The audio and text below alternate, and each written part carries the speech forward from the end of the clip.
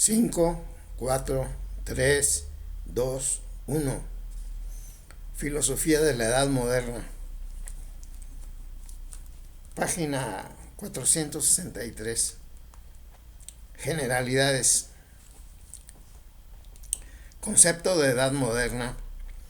Tradicionalmente entendemos por Edad Moderna aquel periodo de nuestra historia occidental que comienza con el Renacimiento y la Reforma Protestante y alcanza hasta nuestros días. Esta partición del tiempo, tomada de la historia universal, necesita ciertamente revisión.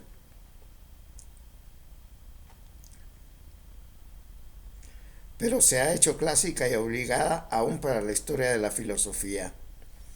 Por razones de utilidad práctica, de utilidad didáctica, limitamos aquí la Edad Moderna con la fecha de la muerte de Hegel en 1831, para encerrar después en una última sección los siglos XIX y XX, comprendidos bajo el nombre de filosofía contemporánea.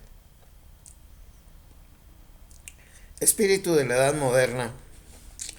Al querer caracterizar la filosofía moderna, particularmente en aquellos aspectos diferenciales que la define frente al pensamiento del medievo, es muy fácil ceder a la sugestión del hombre que a sí mismo se ha dado esta época, al nombre que a sí misma se ha dado esta época moderna, nueva, lo nuevo. Efectivamente, nos sentimos inclinados a poner lo esencial de la Edad Moderna en una problemática filosófica nueva, quizás enteramente inédita y distinta de todo lo anterior con que se encuentra enfrentado el espíritu europeo. Es ciertamente que en las interpretaciones históricas de tipo cosmovisional y religioso que estuvieron en boga al comienzo de nuestra época, se subrayó como fundamental esta actitud innovadora de los pensadores modernos. La verdad histórica, empero, es que en todas las manifestaciones de la vida espiritual y de la cultura de los pueblos, las sucesivas fases evolucionan lentamente y ahondan las raíces de su desenvolvimiento dinámico en capas más profundas de lo que se descubre a simple vista. Concretamente, en el campo de la filosofía, tenemos lo de la investigación más reciente y depurada. Tenemos que muchos de la Edad Moderna se encuentran ya en el medievo, particularmente en la llamada Baja Escolástica. En Ockham y en los nominalistas, en Eckhart y en Nicolás de Cusa, y aún mucho antes en Escoto y aún quizás en Abelardo. Inversamente, se puede afirmar con seguridad los problemas fundamentales pertenecientes al ámbito del filosofar medieval perviven en el pensar moderno. Un estudio clásico sobre los 6 grandes temas de la metafísica occidental en Hemsworth ha podido demostrar que estos temas pertenecen a la historia del espíritu occidental en su totalidad y constituyen un hilo de continuidad que atraviesa todas las grandes épocas. Por todo ello, es más exacto decir que la filosofía de la Edad Moderna es sólo relativamente moderna, nueva. Libertad. La libertad. Dispersión doctrinal. Existencia. La tarea. Libertad. Pero no es menos simplista y descaminada la otra opción de que la filosofía moderna se caracteriza por la libertad y autonomía espiritual con que se mueve en sus fines y en sus caminos, a diferencia de la filosofía medieval. Más exacto es decir que el hombre moderno se afana de un modo más consciente por su libertad y emancipación espiritual y consiguientemente se ocupa y habla de ella más que el hombre medieval. Pero en el fondo no le faltó tampoco a la libertad en su pensar, y cuando se aducen hechos efectivos de imposiciones de la autoridad religiosa, sería del caso recordar que tampoco el hombre moderno se vio libre de semejantes presiones autoritarias. Piénsese en las medidas tomadas por el gobierno de los Países Bajos contra Descartes, en la actitud del ayuntamiento de Ámsterdam contra Spinoza, en la de los regidores de Görlitz contra Böhm, en la Real Orden de Federico II contra Kant el 1 de octubre de 1794, en la reclamación de la libertad de pensar dirigida a los príncipes de Europa que la oprimieron hasta el presente en Fichte, en la destitución de Mollschott y de Wigner, aprobada por el mismo Schopenhauer, en el tono cortesano y estatal de la filosofía de Hegel, en las excesivas connivencias de los filósofos con los vaivenes de la política, en las contemporizaciones de buena diplomacia que han guardado personas y escuelas aún en asuntos estrictamente profesionales, y en otras cosas parecidas. Para no decir nada de las medidas de fuerza en el mismo terreno doctrinal que no raras veces emanaron de una política autoritaria en tiempos contemporáneos, nazismo y comunismo. No es factible caracterizar a la edad moderna con determinados conceptos de valor. Solo por la limitación temporal de estos, ya se corre el riesgo de caer en apreciaciones subjetivas. Dispersión doctrinal. Más adecuado sería caracterizar nuestra época de un modo puramente descriptivo y lo más posiblemente neutral, contentándonos con señalar la dispersión doctrinal que en el pensamiento de la edad moderna encontramos. Esta dispersión se nos revela de hecho como una peculiaridad épica del espíritu de la filosofía moderna. No lo encontramos en semejante medida antes en la antigüedad y mucho menos en la Edad Media. Ahora surge y se desarrolla cada vez más eso que podíamos llamar desgarramiento y desintegración del espíritu y de la cultura moderna. Está en marcha la diferenciación de las naciones europeas. Los pueblos se separan unos de otros, y con ellos se escinde también el espíritu de Occidente y su concepción unitaria del mundo. No solo se disocian y se enfrentan como campos aparte la razón teórica y la razón práctica, la ciencia y la fe, la religión y la metafísica, la política y la moral, sino que pululan en tal abundancia los problemas, los métodos y las teorías que apenas es posible abarcarlos con la mirada. No se entienden unos con otros. Los congresos filosóficos evocan la confusión babélica de las lenguas, y se ha llegado finalmente al extremo de que el mismo espíritu desespera de sí mismo y avanza hasta una actitud de suicidio al colocar lo inconsciente por encima de la conciencia. Esta contradictoria escisión del pensamiento moderno produce en muchos una sensación de vértigo y desorientación. No saben por dónde avanzar, se apartan desolucionados de la filosofía y caen en un escepticismo resignado. Pero esto delata muchas veces una visión superficial y un juicio demasiado precipitado. El vértigo y desorientación ante la variedad infinita de opiniones y sistemas filosóficos es solo una fase preliminar, quizás inevitable, de la filosofía, fase que es preciso superar. El que se decide a no abandonar el campo a la primera dificultad, sino que se adentra con tenacidad en lo más hondo de la filosofía, pronto advertirá que las varias teorías y posiciones unilaterales se van corrigiendo unas a otras y que la filosofía tomada en su total conjunto de doctrina, no en sus afirmaciones parciales, en su paso vario y progresivo, rectificando, completando y avanzando, sigue siendo el camino real hacia la verdad. Existencia. Lo que acaso en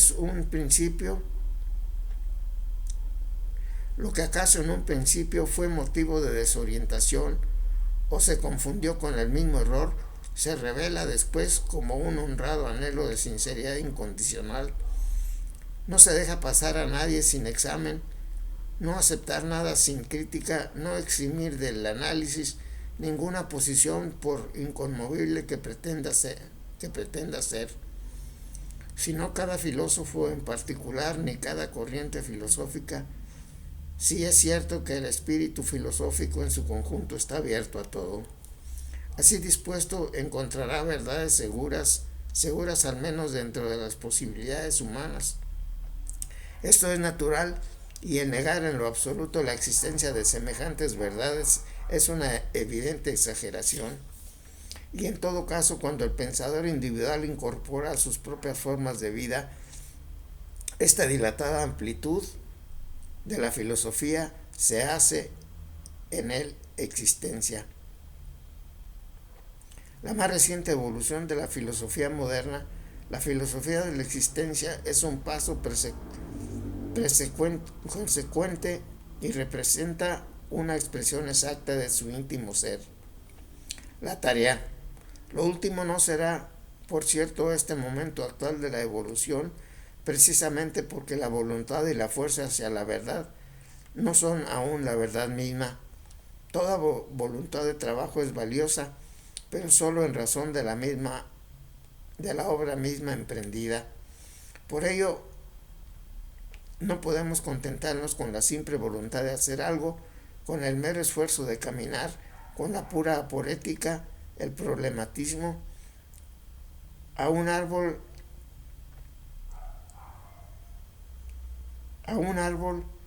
no nos contentamos con pedirle que crezca y expanda su follaje, le exigimos frutos, y este efectivo avanzar de la filosofía moderna solo puede darse sacando a la luz verdades imperecederas como auténticos frutos sazonados del auténtico filosofar, emanados de una más honda sabiduría. No superará ciertamente aquella dispersión desorientadora que no ve más que eso en el pensamiento moderno y lo condena de golpe, englobando acaso en su condenación todo lo humano y terreno.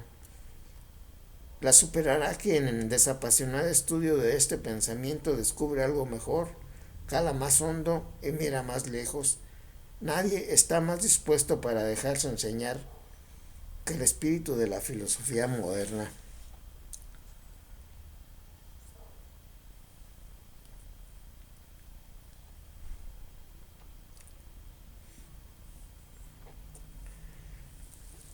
Bibliografía.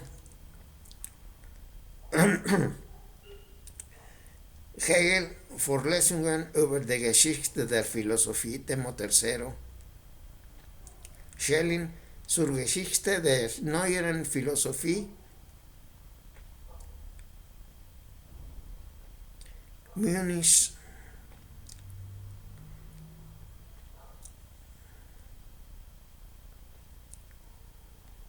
Darmstadt, Wissenschaft, Buchgesellschaft, cuarto 1923, 1953, reimpresión Darmstadt, respectivamente 1951 y 1953, J. E. Ehrmann, Versuch einer wissenschaftlichen Darstellung der Geschichte der neueren Philosophie, ensayo de exposición científica de la FM 1834-1853, edición anastática en 7 tomos. K. Fischer, Geschichte der inneren Philosophie, 6 tomos.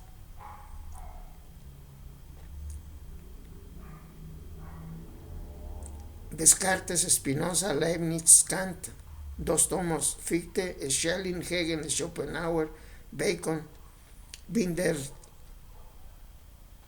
Windelband, Geschichte der inneren Philosophie, en 2 tomos, 1919. Hades Sertilange, Le Christianisme y la Philosophie de l'Âge Moderne, París 1941. K. Schelling, Geschichte der Philosophie, tomo 2. H. Meyer, Geschichte der Abendländischen Weltanschauung, tomo 4. Siguen Philosophen Lexicon, 1949-1950. Frederick Completon, A History of Philosophy, volumen 3. Occam to Suárez, Londres, 1953, volumen 4. Descartes to Leibniz, Londres, 1968. Wolff to Kant, Londres, 1960. K. Forlander, Geschichte der Philosophie, tomo 2. Die Philosophie der Neuzeit bis Kant, refundida y puesta al día en bibliografía por H. Nichtmeyer, 1955. Windelband, Hans Schöth, Lehrbuch der Geschichte der Philosophie, 1957. H. Barth, Philosophie der Erscheinung einer problematischen Geschichte. 2. Neuzeit, Basilea, 1969. Philosophy in the Middle Century, a survey by Kiplinski, 4 volúmenes, Florencia, 1958. Útiles para un estudio a fondo son los diccionarios filosóficos como los de Re Einsler, Wörterbuch der Philosophen Begriffe, elaborado a base de fuentes históricas en 3 tomos, 1927. Lalande, Vocabulaire, Technique et Critique de la Philosophie, París, 1956. Introducción de Buenos Aires. W. Brügger, Philosophen Wörterbuch, 1957.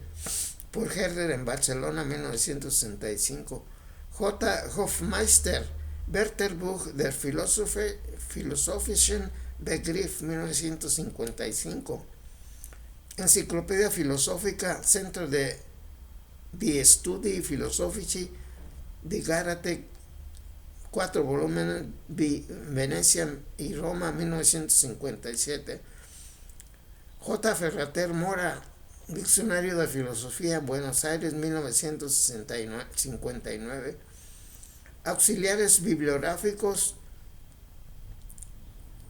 ver tomo primero, página 41. Además, la bibliografía de la filosofía editada por el Instituto Internacional de Filosofía, París, 1954.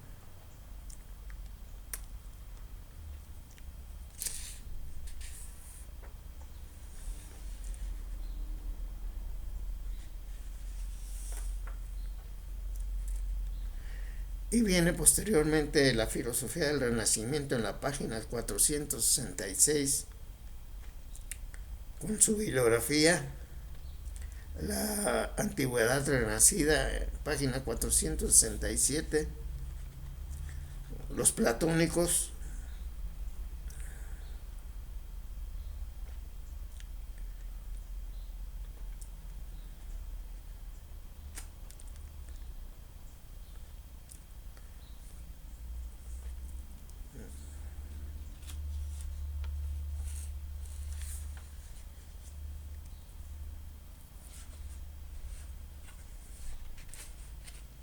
Que pues todo esto es camino para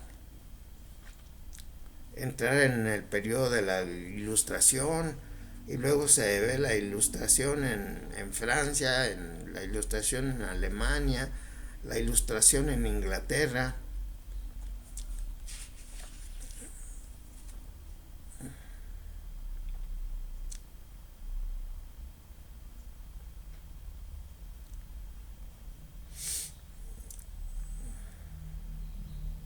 con muchos brotes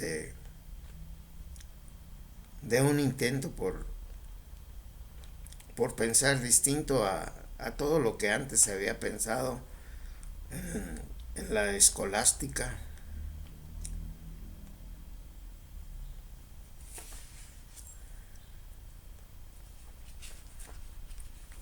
Una corriente humanística muy acendrada, muy notoria, se deja ver en todo este periodo del siglo XV,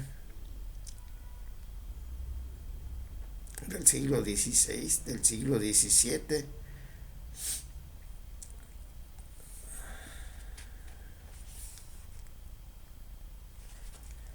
hasta llegar a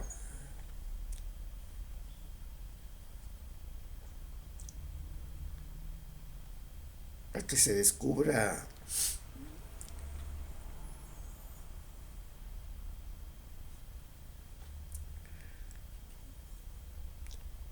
la Ilustración en todo su esplendor, y con el nacimiento el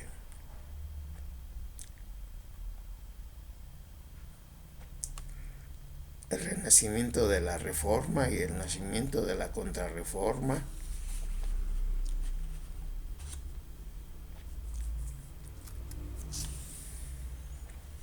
La Reforma que peleaba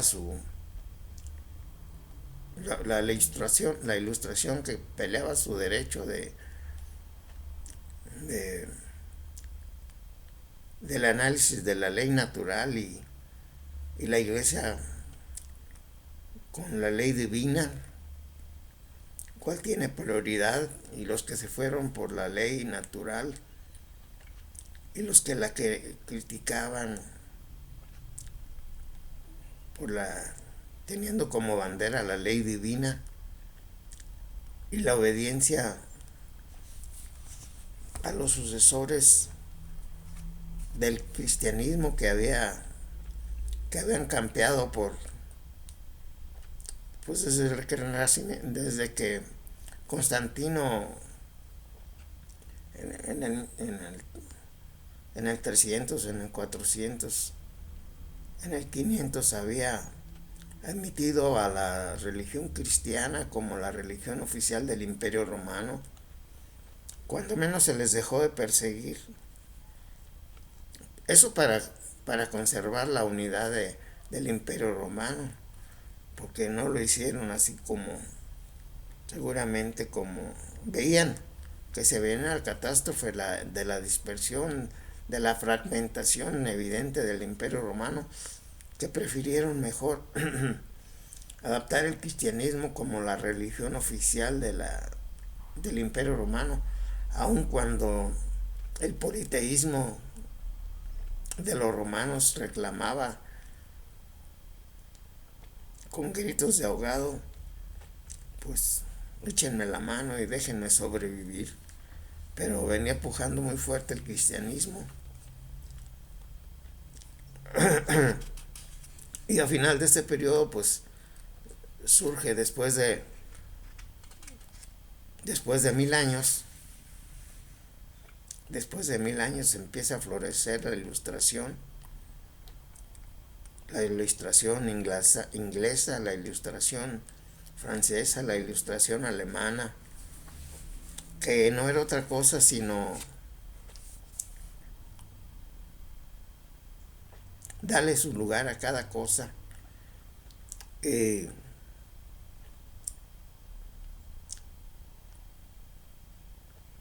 el fondo era un mal ver al cristianismo como iglesia imperante por los últimos 1000 años. Además que las envidias económicas pues salieron a la luz. quizás el cristianismo y el catolicismo buscaban una ayuda al género humano, una luz espiritual para el espíritu que andaba en tinieblas, una ayuda para el género humano, pero el hombre con su naturaleza de poder y económica, pues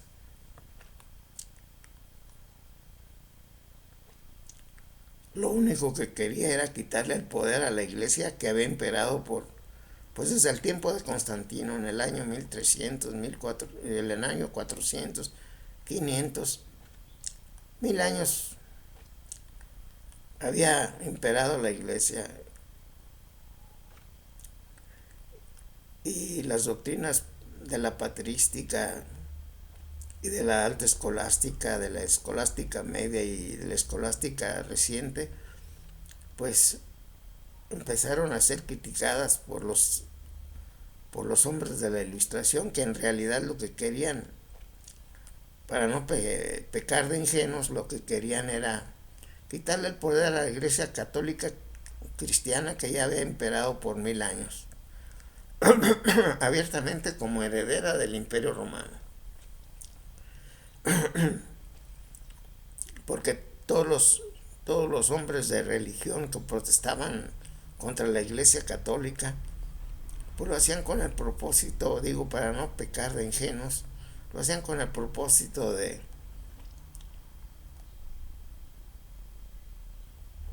quedarse con todas las posesiones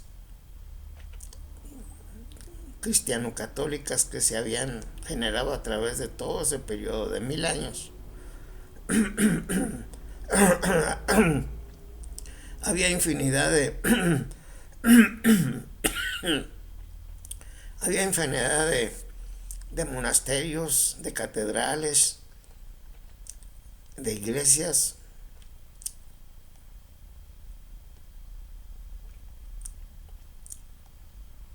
y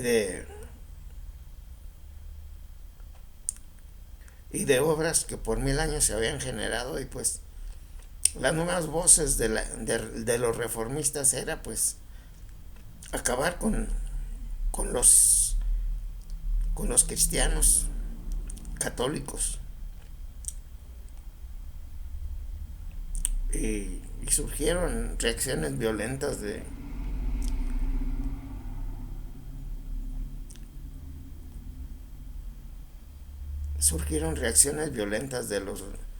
los reformistas, y reacciones violentas de los contrarreformistas, llegando a unas batallas crueles como la batalla de San Bartolomé en Francia, que por la lucha religiosa, dejó muchos resentimientos, y se crearon las leyendas negras que por la voluntad represora de los cristianos católicos contra los protestantes reaccionaron con la prensa, y la prensa recién puesta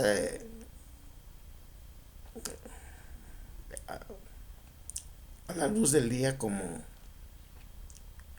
el instrumento de más ilustración, la prensa, la imprenta de Gutenberg, que empezó a lanzar a todos lados leyendas negras, y exagerando los hechos,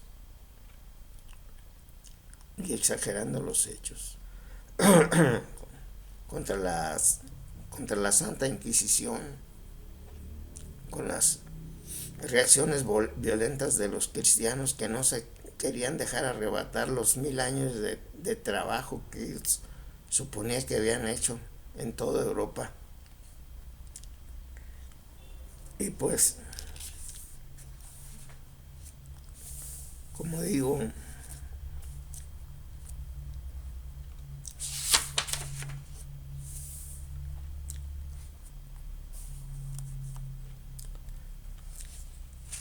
Este periodo de la Edad Moderna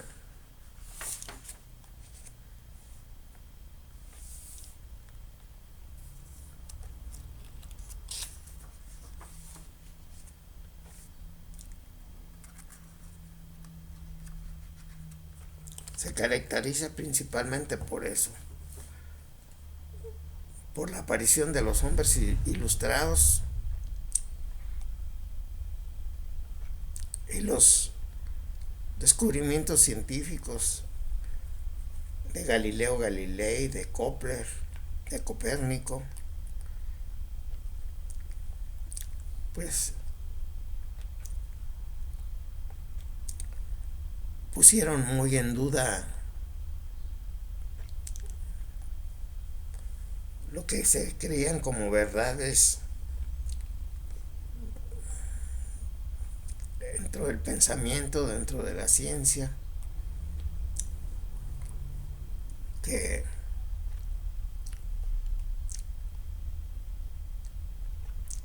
pues hace que los hombres ilustrados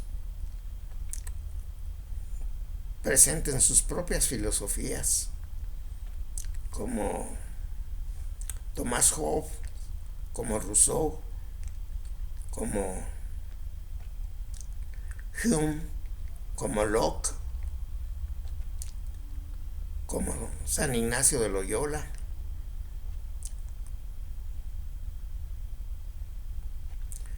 quien admitía la libertad de pensar, pero no admitía que se pusiera en duda la infalibilidad del Papa.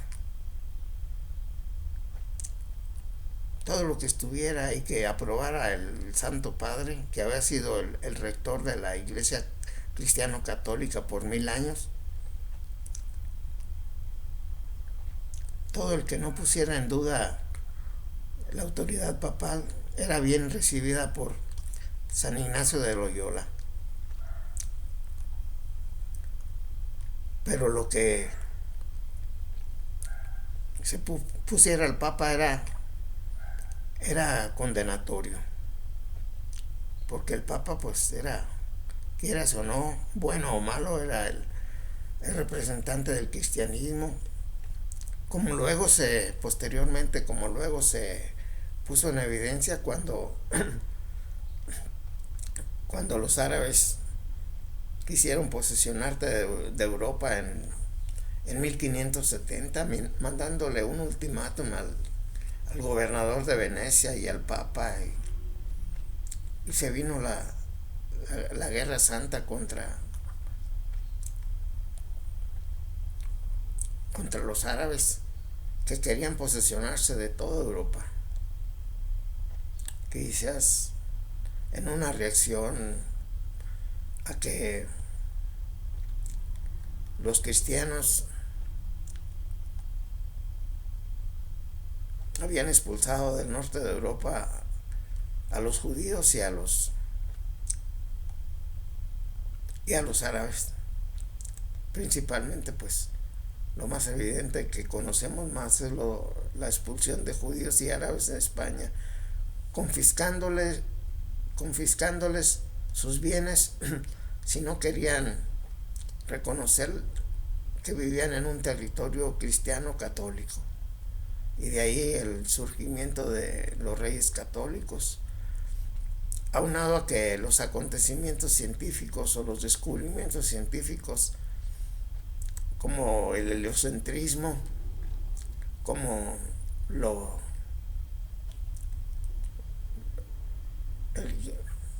descubrimientos de tierras nuevas basándose en las teorías de Cristóbal Colón,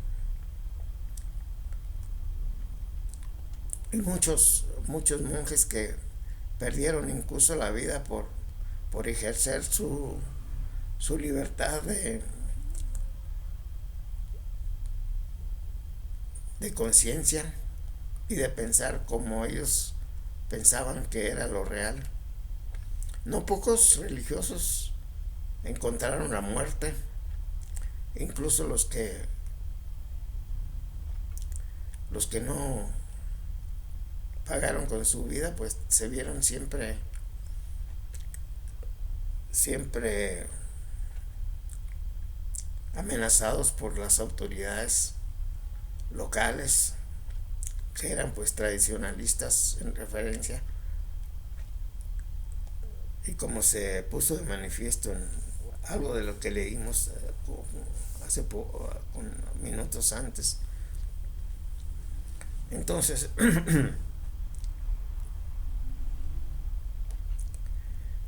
lo principal que se discutía era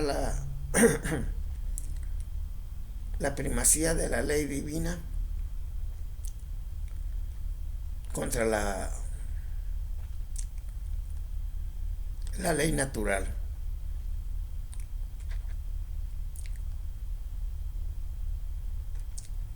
La ley natural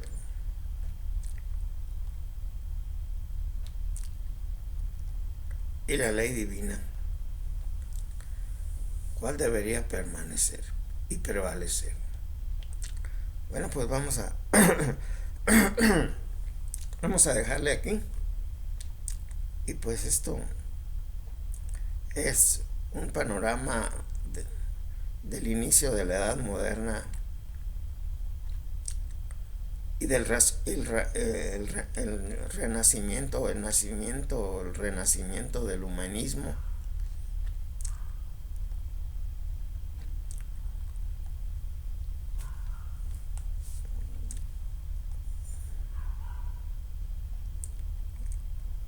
Vamos a dejarle aquí para reflexionar un poco más.